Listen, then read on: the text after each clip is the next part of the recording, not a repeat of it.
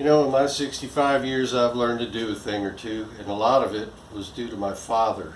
And in my previous video, I talked about how we were a family that lived hand to mouth. And due to that, my dad had to do everything for himself. He couldn't afford to hire the electrician, the plumber, the carpenter, whatever. He did all that stuff himself, and I was his helper, either willing or unwilling. And I remembered a lot of the skills that he had. I picked up those skills. You know, I was there when he did repairs with plumbing and electric. I was there when he poured the slab for his garage that he built himself. I was there when he put a dormer addition on our little house that we lived in so my grandmother could come live with us. So early on, I decided I like being able to do things for myself. And when I turned 18, I went to work where he worked. And the first vehicle I ever owned, the first motor vehicle I ever owned, was a 1973 Harley Davidson Super Glide. And there was always things about that motorcycle I wanted to change or mess with. And I remembered one time I took something in that I wanted to get welded, and I took it over to the welding department and asked one of the welders over there if he could weld that up for me. And he said, yeah, put it right down here by my bench, and I did. And I went back and checked on it later that day. It was still there.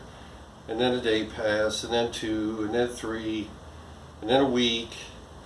And I decided, you know, screw this. I need to know how to weld. So on my 30-minute lunch hour, I would grab some scrap material, and go over to the weld area, and I would weld. And there was a gentleman there, my father's age. His name was Bud Munson.